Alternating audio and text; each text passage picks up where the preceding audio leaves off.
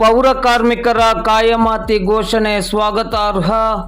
ದಾಂಡೇಲಿಯಲ್ಲಿ municipal ಕಾರ್ಮಿಕರ ಸಂಘದ ಜಿಲ್ಲಾಧ್ಯಕ್ಷ ಡಿ ಸ್ಯಾಮ್ಸನ್ ರಾಜ್ಯದ ಎಲ್ಲ ನಗರಸಭೆ ಮಹಾನಗರ ಪಾಲಿಕೆಗಳಲ್ಲಿ ಇರುವ ಎಲ್ಲ ಪೌರ ಕಾರ್ಮಿಕರನ್ನು ಮೇ 1ರಿಂದ ಕಾಯಂ ಮಾಡುವುದಾಗಿ ರಾಜ್ಯದ ಮುಖ್ಯಮಂತ್ರಿಗಳು ಘೋಷಣೆ ಮಾಡಿರುವುದು ಸ್ವಾಗತಾರ್ಹವಾಗಿದೆ ಎಂದು ಮುನ್ಸಿಪಲ್ ಕಾರ್ಮಿಕರ ಸಂಘದ ಜಿಲ್ಲಾಧ್ಯಕ್ಷರಾದ ಡಿ ಸ್ಯಾಮ್ಸನ್ ಅವರು ಹೇಳಿದ್ದಾರೆ. ಅವರು ಇಂದು ಶುಕ್ರವಾರ ಸಂಜೆ 5:30 ಗಂಟೆ ಸುಮಾರಿಗೆ ದಾಂಡೇಲಿ ನಗರದಲ್ಲಿ ಮಾಧ್ಯಮದ ಜೊತೆ ಮಾತನಾಡುತ್ತಾ, ಪೌರ ಕಾರ್ಮಿಕರ ಕಾಯಮಾತಿಯಂತೆ ನಗರ ಸ್ಥಳೀಯ ಸಂಸ್ಥೆಗಳಲ್ಲಿ ವಿವಿಧ ವಿಭಾಗಗಳಲ್ಲಿ ಕಾರ್ಯನಿರ್ವಹಿಸುವ ಮುನ್ಸಿಪಲ್ ಕಾರ್ಮಿಕರನ್ನು ಕಾಯಂ ಮಾಡುವಂತೆ ಮನವಿಯನ್ನು ಮಾಡಿದರು.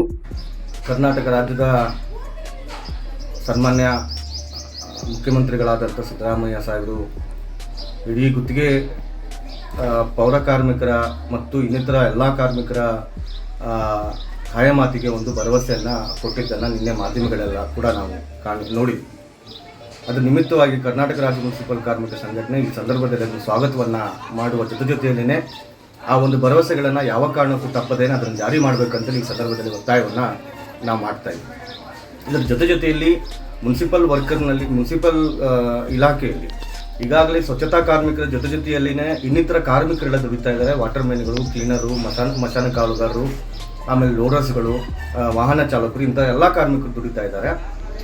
ಆ ಒಂದು ದುಡಿತಕ್ಕಂಥ ಎಲ್ಲ ಕಾರ್ಮಿಕರನ್ನು ಕೂಡ ಈ ಕಾಯಮಾತಿ ವ್ಯಾಪ್ತಿಗೆ ಒಳಪಡಿಸಬೇಕು ಅನ್ನುವಂಥದ್ದು ಈ ಸಂದರ್ಭದಲ್ಲಿ ನಮ್ಮ ಒತ್ತಾಯ ಮತ್ತು ವಿನಂತಿಯನ್ನು ಈ ಸಂದರ್ಭದಲ್ಲಿ ಮಾಡ್ಕೊಂಡಿದ್ವಿ. ಹಾಗೆಯೇ ಇಲ್ಲಿ ದುಡಿಯುವಂಥವ್ರನ್ನು ಎಲ್ಲರನ್ನ ಕೂಡ ಕಾಯಮಾತಿಗೆ ನೇರ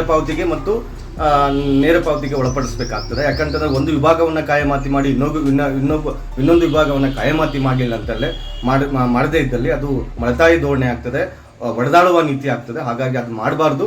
ರಾಜ್ಯ ಸರ್ಕಾರ ಕೂಡಲೇ ಕೊಟ್ಟಂಥ ಭರವಸೆಗಳನ್ನು ತಪ್ಪದೇ ಜಾರಿ ಮಾಡಬೇಕು. ಜೊತೆಯಲ್ಲಿ ಇವರನ್ನ ಕೂಡ ಸೇರ್ಪಡೆ ಮಾಡಿ ಕಾಯಮಾತಿಗೆ ಮತ್ತು ನೇರ ವೇತನಕ್ಕೆ ತರಲಿಕ್ಕೆ ಸಾಧ್ಯ ಆಗಬೇಕಂತೇಳಿ ಈ ಸಂದರ್ಭದಲ್ಲಿ ಕರ್ನಾಟಕ ರಾಜ್ಯ ಮುನ್ಸಿಪಲ್ ಕಾರ್ಮಿಕ ಸಂಘಟನೆ ವಿನಂತಿ ಮತ್ತು ಒತ್ತಾಯವನ್ನು ಮಾಡ್ತಾ ಇದೆ.